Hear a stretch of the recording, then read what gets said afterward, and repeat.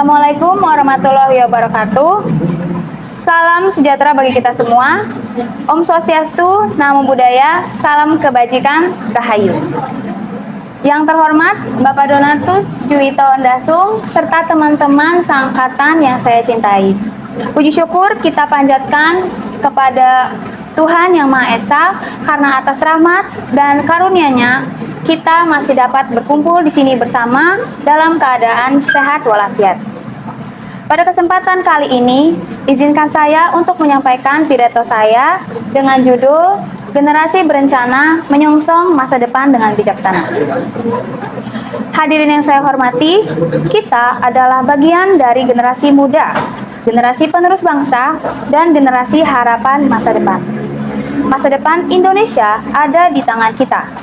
Apakah bangsa ini akan menjadi bangsa yang maju, sejahtera, dan bermartabat, atau sebaliknya, semuanya bergantung pada bagaimana generasi mudanya mempersiapkan diri saat ini.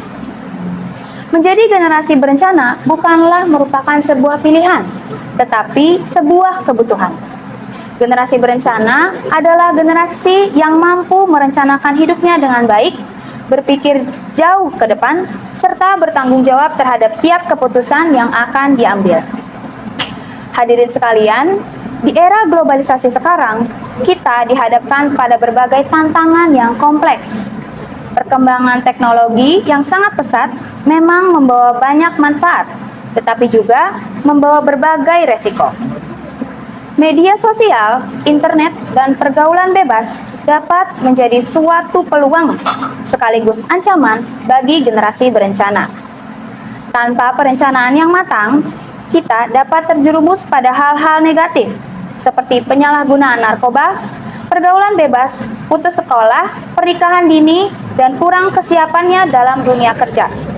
Hal-hal tersebutlah yang menghambat cita-cita kita. Menjadi generasi berencana berarti kita harus mampu dalam menjaga diri, mengendalikan emosi, dan membuat keputusan untuk masa depan kita. Generasi berencana bukan tentang merencanakan kapan menikah atau kapan berkeluarga, tetapi pendidikan, karir, kesehatan, dan kehidupan sosial kita.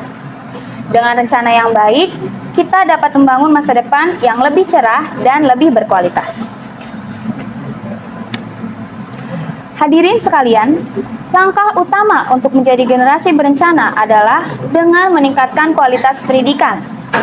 Pendidikan adalah kunci utama dalam membuka pintu kesuksesan. Dengan pendidikan, kita dapat memperoleh ilmu, keterampilan, serta wawasan yang luas. Sebagai pelajar, tentu tugas utama kita adalah belajar dengan sungguh-sungguh, disiplin, dan bertanggung jawab. Tidak menyerah dengan tantangan yang kita hadapi, karena tiap tantangan adalah peluang untuk berkembang dan menjadi lebih baik. Selain itu, kita juga perlu mengembangkan diri kita melalui kegiatan yang positif, seperti mengikuti organisasi, ekstrakurikuler, serta pelatihan. Hal-hal tersebutlah yang dapat membentuk karakter, kepemimpinan, dan kepercayaan dalam diri kita. Hadirin yang saya banggakan, selain pendidikan, generasi berencana juga harus memperhatikan kesehatan fisik dan mental. Tubuh yang sehat adalah modal utama untuk meraih prestasi. Kita juga harus menjaga pola makan, rajin berolahraga, istirahat yang cukup, menjauhi rokok, alkohol, dan narkoba. Kesehatan mental kita adalah hal yang penting. Tekanan akademik, masalah pertemanan, maupun persoalan keluarga dapat mempengaruhi kondisi psikologis kita. Bagaimana cara kita menghadapi hal-hal tersebut? Kita hadapi masalah tersebut dengan menceritakan masalah tersebut ke orang tua kita, kepada guru kita, atau teman yang dapat kita percaya. Dengan tubuh yang sehat, kita dapat siap menghadapi tantangan hidup di masa yang akan datang. Hadirin yang saya hormati, dalam menyongsong masa depan, kita juga perlu memiliki visi dan tujuan hidup yang jelas.